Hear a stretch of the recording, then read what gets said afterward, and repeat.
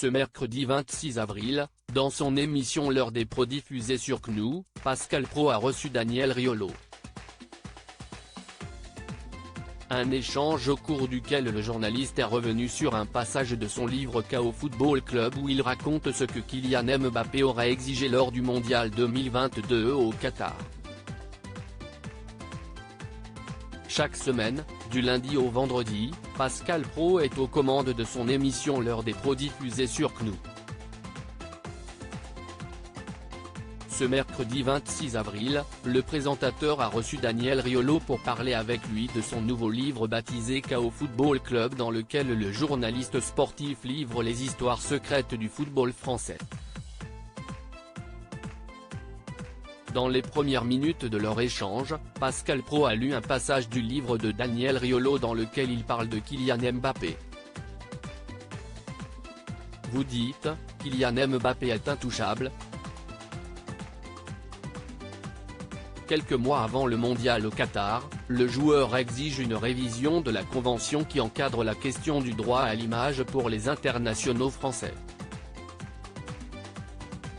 La star du PSG menace même de boycotter, de menacer la séance photo des sponsors, relate-t-il.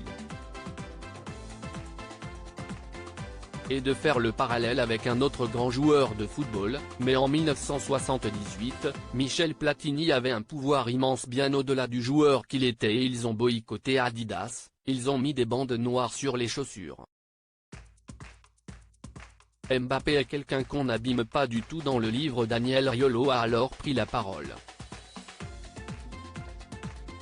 Je ne pensais pas que vous alliez vous arrêter sur ce point, parce que Mbappé est quelqu'un qu'on n'abîme pas du tout dans le livre.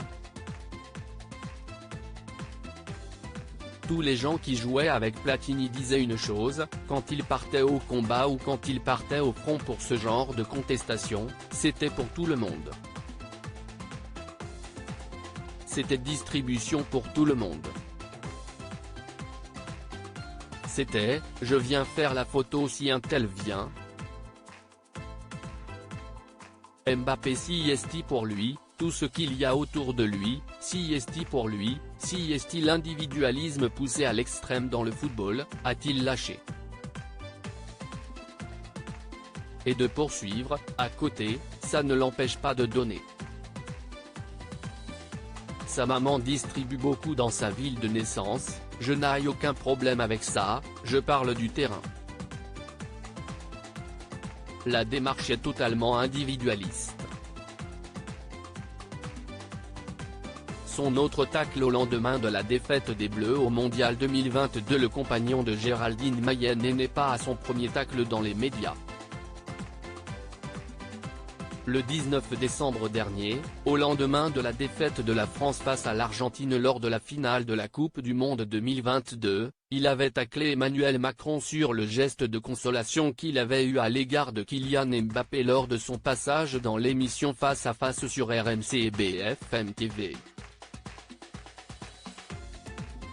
À lire aussi: j'ai été informé, comme tout le monde, peut-être même après, visé par une plainte de Didier Deschamps. Daniel Riolo réagit.